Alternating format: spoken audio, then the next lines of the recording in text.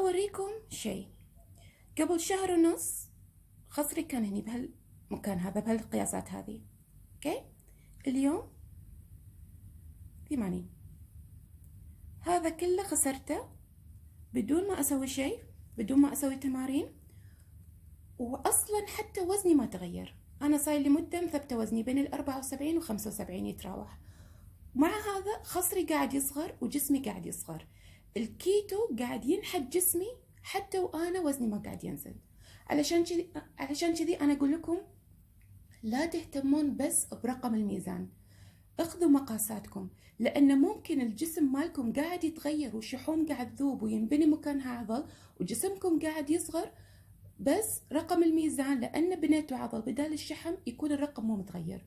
فأنتوا تتضايقون أن الرقم مو متغير بس جسمكم مو متغير. يعني هذا أنا كله راح مني بدون ما يتغير وزني، بدون ما أسوي أي شيء. حتى البلوزة اللي متابعني على الانستغرام يمكن شاف البلوزة قبل يومين، قبل كم يوم حطيت بلوزة مقاس ميديوم صايرة وسيعة علي.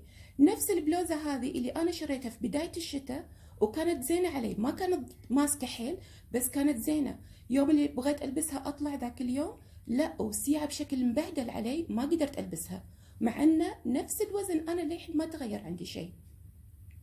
فدائما لا تهتمون بس برقم الميزان. هذا الحين التغيير اللي شفتوه بدون أي تغيير بالوزن. وإذا بعد تبون تعرفون حق اللي يبون يتشجعون يبلشون الكيتو، تدرون وين كان خصري أول ما بديت الكيتو؟ مو بالثمانينات، مو هني مو هني مو هني مو هني مو هني مو هني، كان هني 102.5. هذا كان بطني أول، وين 102.5. هذا كان مقاس خصري أول ما بدأت الكيتو، أوكي. وهم ترى ما سويت تمارين لأن أنا أساسا كان عندي مشاكل، قلت لكم كنت أطيح بالنادي وكذي، وهم شوية عندي مشاكل بالظهر فما سويت تمارين. بس شوفوا الحين من 102.5 ل 80. شوفوا الفرق، شايفين الفرق؟ هذا كله راح.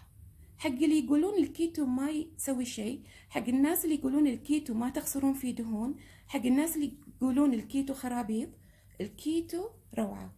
حق الناس اللي قاعد يخربطون بالكيتو ما راح يحصلون هالنتائج هذه. الكيتو الصح ينحت جسمكم نحت من داخل الجسم، ينحتكم.